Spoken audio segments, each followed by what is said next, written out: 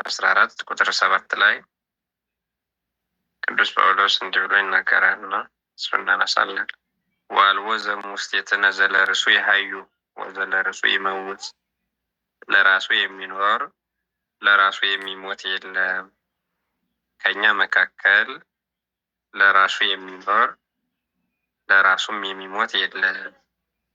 እኔ ሀየውነ ለእግዚአብሔር ንሃዩ፣ ብንኖርም ለእግዚአብሔር እንኖራለን። ወመኒ ሞትነ ለእግዚአብሔር እንመውት፣ ብንሞትም ለእግዚአብሔር እንሞታለን። እመኒ ሀየውነ ወመኒ ሞትነ ለእግዚአብሔር ነን፣ ብንሞትንም ብንኖርም ለእግዚአብሔር ነን ይላል። እንደ መነሻ ግን ለራሱ የሚኖር ለራሱ የሚሞት የለም በሚለው ርዕስ እንመማራለን ማለት ነው። ድምፄ እየተሰማችሁ ከሆነ በዚህ ርዕስ ለተወሰነ ደቂቃ ብቻ እንመማራለን። ለራሱ የሚኖር የለም ለራሱ የሚሞት የለም ነው ቅዱስ ጳውሎስ እያለን ያለ። ምን ማለት ነው? ምንኖርም ለራሳችን አይደለም፣ ምን ሞተው ለእግዚአብሔር አይደለም ይልና ምን ማለት እንደሆነ ዝቅ ብሎ ያብራራል። እና በዚህ ርዕስ ቅዱስ ጳውሎስ ለሮሜ ክርስቲያኖች ሞት ያን ያክል የሚያስመርር አይነት ህይወት ያለው ሳይሆን ደስ የሚል ህይወት እንደሆነ፣ ወደ ተሻለው ህይወት የምንሸጋገርበት መንገድ እንደሆነ የተናገረውን ነው። ከኛ አንድስ እንኳ ለራሱ የሚኖር የለም ለራሱም የሚሞት የለም። በህይወት ሆነን ብንኖር ለጌታ እንኖራለን፣ ብንሞትም ለጌታ እንሞታለን። እንግዲህ በህይወት ሆነን ብንኖር ወይም ብንሞት እየታ ነን። ስለዚህ ነገር ሙታንንም ሕያዋንንም ይገዛ ዘንድ ክርስቶስ ሞቷልና ሕያውም ሆኗልና። አንተም በወንድምህ ላይ ስለምን ትፈርዳለህ? ወይስ አንተ ደግሞ ወንድምህን ስለምን ትንቃለህ? ሁላችን በክርስቶስ ፍርድ ወንበር ፊት እንቆማለንና። እንዲህ ተብሎ ተጽፏልና፣ እኔ ሕያው ነኝ ይላል ጌታ፣ ጉልበት ሁሉ ለእኔ ይንበረከካል፣ ምላስም ሁሉ እግዚአብሔርን ያመሰግናል። እንግዲያስ እያንዳንዳችን ስለ ራሳችን ለእግዚአብሔር መልስ እንሰጣለን ብሎ ይናገራል። ቁጥር 7 ላይ ያለችውን ግን ትንሽ ነገር ብቻ እናነሳና እንጨርሳለን። ቅድም ነገርኳቸው። ከኛ አለ። ከኛ ማለት ከክርስቲያኖች መካከል ማለት ነው። ከኛ የሚለው ቅዱስ ጳውሎስ ራሱንም ጨምሮ በአጠቃላይ በክርስቶስ ስም ያመኑ፣ በክርስቶስ ስም ስለተጠመቁ፣ በክርስቶስ ክርስቲያን ስለተባሉ፣ በስሙ ስላመኑ ሰዎች እየተናገረ ነው። ከኛ መካከል ማለት ከክርስቲያኖች መካከል ማለት ነው። እንዳልኳችሁ በቤተ ክርስቲያን ሁላ ክርስቶስ ራሷ የሆነላት ቤተ ክርስቲያን ላይ ያለን ሁላችንም አንድ ቤተ ክርስቲያን አንድ ና ስለምንል ከኛ ሲባል ከጳውሎስ እና ከገሌ ማለት ሳይሆን አጠቃላይ ከክርስቲያኖች ማለት ነው። እና ከኛ መካከል አላቸው። ከኛ አንድስ እንኳን ለራሱ የሚኖር የለም። ለራሱ የሚኖር የለም ምን ማለት ነው? የሚኖረው ለማን ነው? ለእግዚአብሔር ነው። ይሄ መጀመሪያ ምን ሞተው ለእግዚአብሔር ነው የሚለውን ለማመን ምን ኖረው ለማን ነው የሚለውንም ማየት ይፈልጋል። ምን ኖረው ለእግዚአብሔር ነው ነው። ለእግዚአብሔር ነው የምንኖር ማለት እግዚአብሔርን ለመጥቀም እግዚአብሔርን ለማገዝ የሚጎልበትን ጎደሎ ለመሙላት ማለት እንዳልሆነ በጣም ግልጽ ነው። ነገር ግን ስንኖርም ለእግዚአብሔር ነን። ለእኛ የሆነ አንዳች ነገር የለንም። ታውቃላችሁ፣ ሰው ከራሱ የሆነ አንዳች ነገር የለው። ለእግዚአብሔር ነው ሁሉ ነገራችን፣ ከራስ ፀጉር እስከ እግር ጥፍራችን ለእግዚአብሔር ነው። ከኛ የሆነ አንዳች ነገር የለም። ንግበር ሰብአ በአርአያነ ብሎ ራሱን አስመስሎ የፈጠረን ማለት ነው እኛ ክርስቲያኖች። ስለዚህ ዓይናችን ለእግዚአብሔር ነው፣ እጃችን ለእግዚአብሔር ነው፣ እግራችን ለእግዚአብሔር ነው። ያለን አካል ሙሉ የእግዚአብሔር ነው ማለት ነው፣ ለእግዚአብሔር ነው። ስለዚህ ለእግዚአብሔር ነው የምንኖረው ማለትም ማለት ነው እግዚአብሔርን አገልግለን ከእግዚአብሔር ጋር ለመኖር ለእግዚአብሔር ለመሆን ነው የምንኖረው እንጂ አንድ ሰው ለራሱ አይደለም ነው። ስለዚህ ምንሞተው ለእግዚአብሔር ነው የሚለው ላይ ለመግባባት ምንኖረው ለእግዚአብሔር ነው የሚለው ላይ በጣም መግባባት ይጠበቅብናል ማለት ነው። ክርስቶስ ሲኖር ክርስቲያን ማለት ነው ለእግዚአብሔር ነው። እግዚአብሔር ለእኛ ነው፣ እኛ ለእግዚአብሔር ነው። ስለዚህ ይህንን በደንብ ማወቅ ይጠበቅብናል ማለት ነው። እና ቅዱስ ጳውሎስ ለራሱ የሚኖር የለም ካለ በኋላ ለራሱም የሚሞት የለም ብሎ ተናገረ። የሚኖረውም ለእግዚአብሔር ነው፣ የሚሞተውም ለእግዚአብሔር። ክርስቲያን ይህንን የሚያምን ነው በነገራችን ላይ። እና አሁን ያላችሁ እህት ወንድሞቻችን ምናልባት አሁን ለዛሬ እናንተ ሆነ እንጂ አብዛኞቻችን ብዙ መከራዎችን አሳልፈናል። አብዛኞቻችን ደግሞ ነገ የሚጠብቀን ሰዎች ነው ያለን።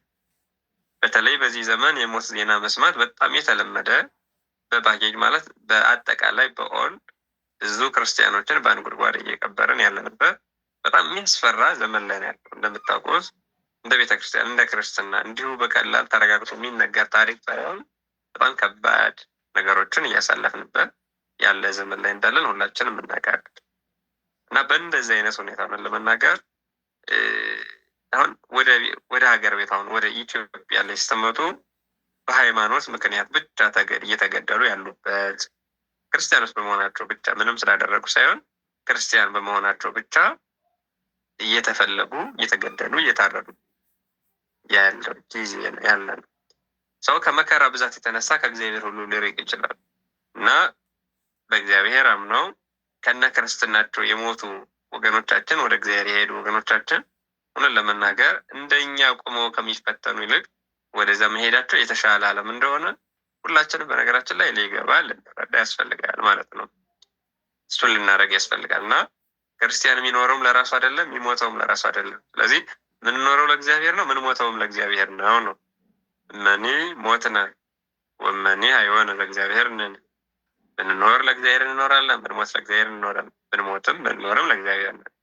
ቁም ነገሩ ከእግዚአብሔር አለመለየቱ ነው አለመለየቱ ነው እና ከኛ የሚጠበቀው ከእግዚአብሔር እንዳንለይ ነው እንጂ ኑረንም ከእግዚአብሔር ጋር ከኖረን ሞተንም ከእግዚአብሔር ጋር ከሞትን ብዙ የሚያስፈራ የሚያስጨንቅ ያ ማለት ያስደስታል ማለት እንዳልሆነ በጣም ግልጽ ነው። እና ቃጄ የነበሩ አለው ይሉን የነበሩ ከቅርባችን የነበሩ ወገኖቻችን እንዲሁ በድንገት ሲነጠቁብን አያስፈራ የሚል እምነት ኑሮኝ አይደለም። ይህንን ማለት ነው አያስደነግጥም የሚል ሀሳብ ኑሮኝ አይደለም። ግን ደግሞ እንደ ክርስትና ረጋ ብለን ማሰብ ይፈልጋል። እኒህ ሰዎች ከእግዚአብሔር ጋር ናቸው። የኖሩትም ከእግዚአብሔር ጋር ነው። የኖሩትም ለእግዚአብሔር ነው። የሞቱትም ለእግዚአብሔር ነው። እንደውም ቅድም ስትናገሩ እንደሰማው እንደውም አንዱ መምህር አገልጋይ የነበሩ እንደሆኑ ስትናገሩ እየሰማው ነው።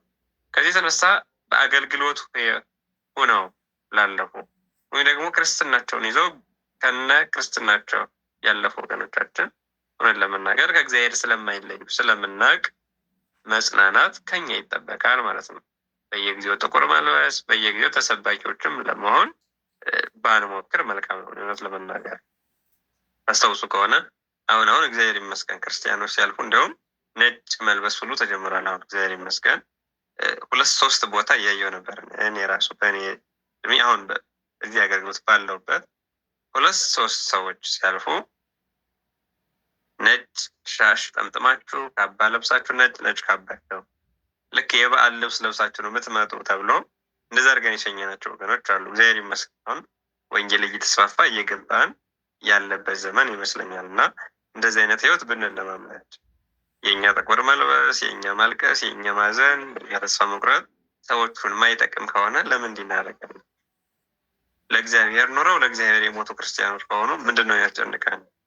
ከእግዚአብሔር ጋር ያልነበሩ ሰዎች ደግሞ ካለ ለእነሱ የሚጠቅማቸው ምንድን ነው የሚለው ላይ ፎከስ ብናደርግ እና በጣም ተስፋ የቆረጠ ሀዘን ባናዘን በጣም የተከለከለ ነው በነገራችን እንደዛ ማድረግ እና ክርስቲያን ብለን ምናምነው ለራሱ የሚሞት የለም። ምን ያለ ቅዱስ ጳውሎስ ለራሱ ከኛ መካከል አንድስ እንኳን ያለ አንድስ እንኳን ከማን መካከል ከኛ ከክርስቲያኖች መካከል አንድስ እንኳን ለራሱ የሚኖር የለም፣ ለራሱ የሚሞት የለም።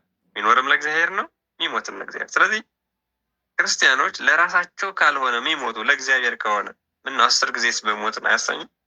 ለእግዚአብሔር ከሆነ ማለት ምን ማለት መሰላችሁ? እግዚአብሔር ጋር ለመኖር ከሆነ ብዙ ተስፋ የሚያስቆርጥ ነገር የለውም።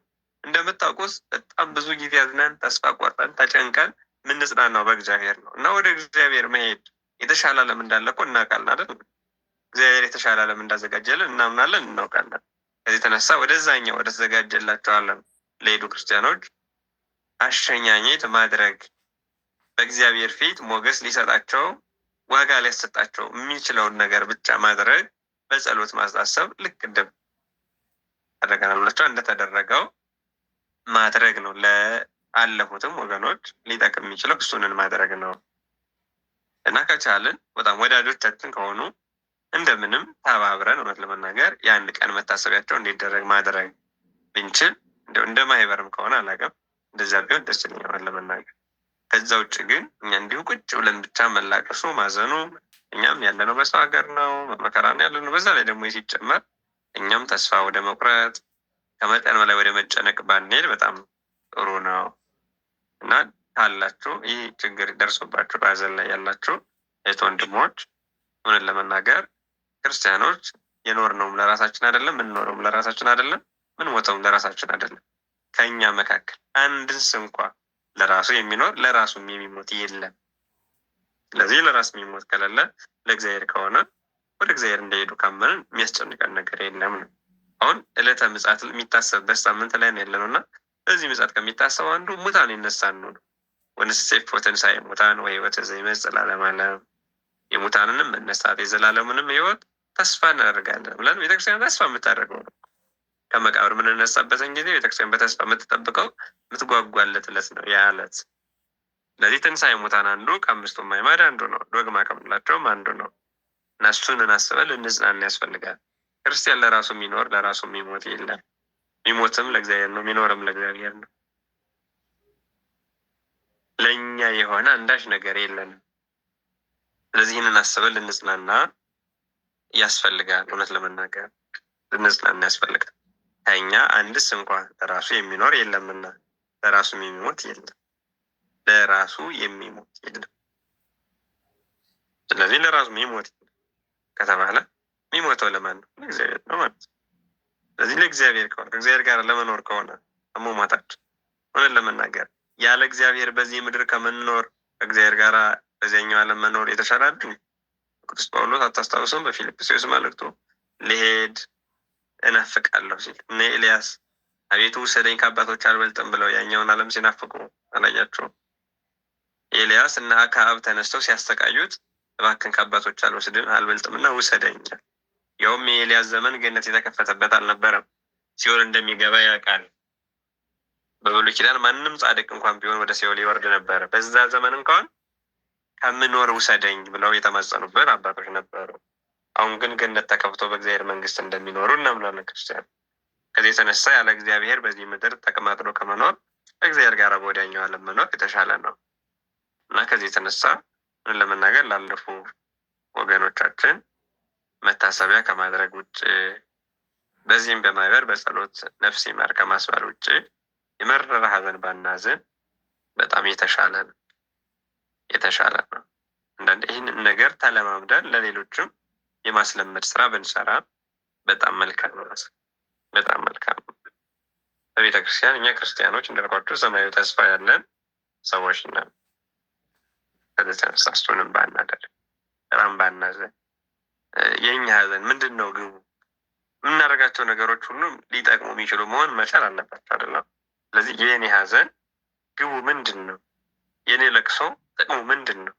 የሚጠቅመኝ ከሆነ መልካም ተጋግዞ መላገዝ ይቻላል። በነገራችን ለቅሶ የሚጠቅም ቢሆን ኖሮ፣ ነገር ግን ለቅሶ አይጠቅምም። ከደ የሚጠቅመውን ላይ ፎከስ ማድረግ የተሻለ ነው የሚሆነው እና እሱንም ብናደርግ የሚል መልእክት ማስተላለፍ የፈለግኩት እንዳልኳቸው ነው። አሁን በዚህ ምድር አሁን በተለይ ባለንበት እንኳን አይደለም በሱ በኢትዮጵያ እንኳን ራሱ በኦል ነው እየተቀበረ አሁን ዛሬ ያለ የሆነውን ሰሙም የሚዘገንን መስማት የሚዘገኝ አካባቢ ነው እና አሁን ክርስቲያኖቹ በክርስትናቸው የሚጨፈጨፉበት ብዙ ደስ የማይሉ ነገሮችን ምንሰማበት ወደፊትም አላውቅም እግዚአብሔር ካላስታከለ በቀር ደስ የማይሉ ነገሮችን ምንሰማበት ዘመን ነው እና በዚህ ዘመን ወደ ፈጣሪያቸው የተጠቀለሉ ክርስቲያኖች ምንን ለመናገር እንዲያው የሚያስቀኑ አይነት ህይወት ነው የሚሰማኝም የሚታየኝ ምን ለመናገር እና ምን ለማለት ፈልጌ ነው።